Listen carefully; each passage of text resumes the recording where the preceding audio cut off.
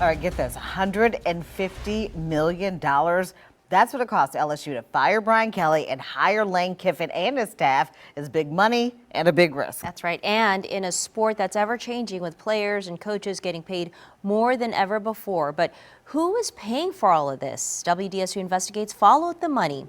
Here's Travers Mackle. The shelves at the Purple and Gold shop in Metairie are stocked. LSU merch is big business. So how have LSU sales been since Kiffin got hired? Oh, it's much better. Pam Randazza is the longtime owner of the store. Since he got announced, things have picked up a lot. I asked her for the Lane Kiffin sweatshirt. And the reason this LSU fan is looking for that item? Because Lane Kiffin made it popular. That's why I'm here.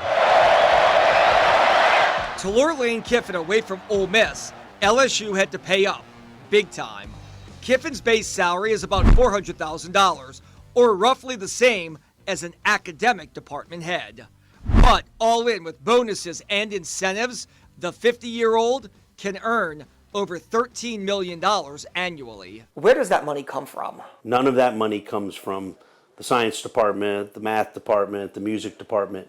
It all comes from self-generated funds from the athletic department and or private donors. Scott Ballard chairs the LSU Board of Supervisors, which runs LSU. The research dollars and the academic dollars are not being affected by this. It is not coming from that. People either don't believe it, they don't hear it, or they don't know it. Ballard says since Kiffin was hired, the university has had 31,000 requests for new season tickets. That's on top of the 71,000 pre-existing season tickets. And corporate sponsors are up over 20%. All of that means millions of dollars for football and coaches' salaries.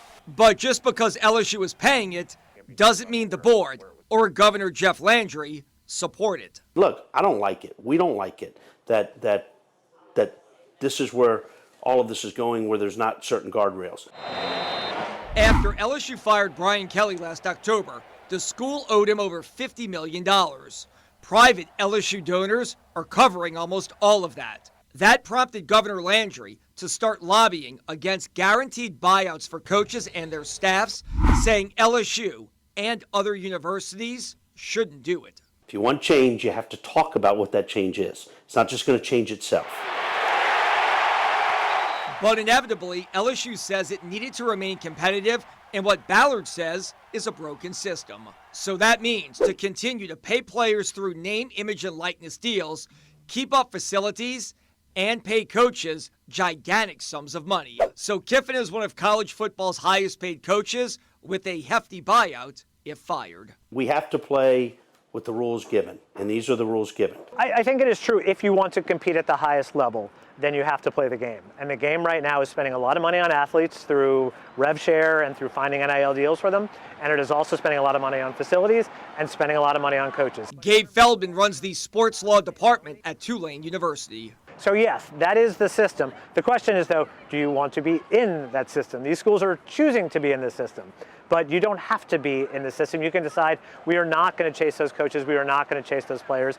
That's a difficult decision for a school like LSU to make. So if LSU wants to be a national champion, then yes, this is the game they have to play. Is the system sustainable the way it is right now? I think it is not sustainable for 95% of the schools. So we dug deeper, and WDSU Investigates went straight to boosters and people who write the big checks to universities. Is this a sustainable model for the future? The way it is now, absolutely not. Car magnate Matt Bowers is an Ole Miss grad and LSU supporter and is active on social media. The dollar figures that it's arrived at now, it's gone past professional sports. Posting about the big business of college sports. I help Lane and LSU football, or the college I went to, which is Ole Miss. Bowers says more guardrails and oversight are needed for college athletics. This is almost like a meme or a funny joke, like, Lord, please send the government to come help us right now. You know what I mean? I think you're going to need congressional involvement, antitrust legislation. But when it comes to wealthy donors writing hefty checks to buy players, buy out coaches, and pay large contracts, Bowers says there is a return on investment. Applications in recent years to schools like LSU, Alabama, Georgia, and Ole Miss are all up. And Indiana, this year's national champ in football, saw a 23% increase in kids applying. That means more money for academics, research, and student life. Athletics, especially in the conference that LSU plays in or Ole Miss plays in, it's the biggest billboard to the university. Okay, on a day-to-day basis, does the athletics programs touch the regular constituents, or does the music program touch them? It's the athletic program. On social media, on television, on the radio. So I think most people are unhappy with the system, other than the coaches, the players, and their agents. But in terms of long-term sustainability, I do think there need to be some restrictions put on what they can spend for the players and the coaches.